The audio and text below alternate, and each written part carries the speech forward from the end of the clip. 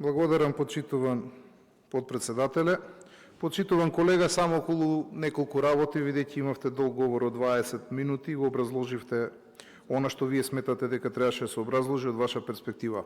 Јас само да ве подсетам дека вие бевте министер кој што во 2024 година ја остави состојбата да имаме две јавни предпријатија каде што не се исплаќа по 3 до 4 месеци плата, АД Водостопанство и Македонски шуми. Вие бевте министер кој што во сопствениот буџет немаше предвидено плата за последниот месец од тековната година за сите вработени. Вие бевте министер кој што не ги плаќаше редовно членарините во меѓународните организации, па сега мора истите да се плаќаат.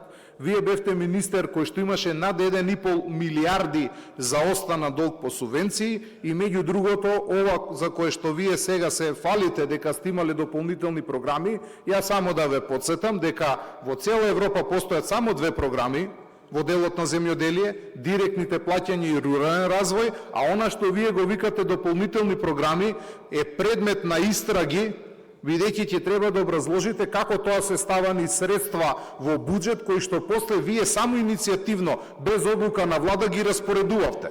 Без разлика каде и зашто знаете дека има и ревизорски наод. Така да многу некако храбро се фалите околу работа, која што и е малце во една друга насока однесена и тоа вие многу добро го знаете.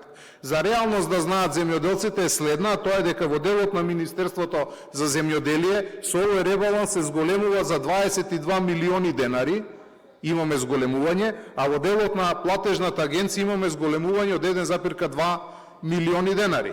Меѓу другото, за ова што зборувате дека се намалени субвенциите, додиме со апсолутни цифри, а состојбата е следна.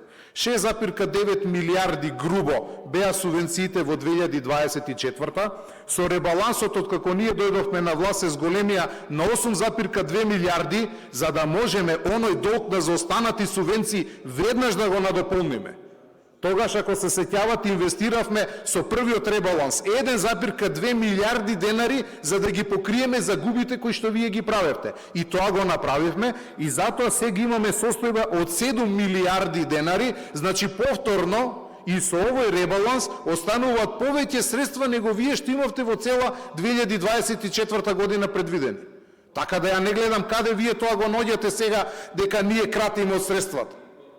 Точно е дека се скратени не се веќе 8,2 милиарди, бидејќи ние моравме тогаш со тој ребаланс да ги зголемиме за да го вратиме долгот кој што вие ни го оставивте како министерство.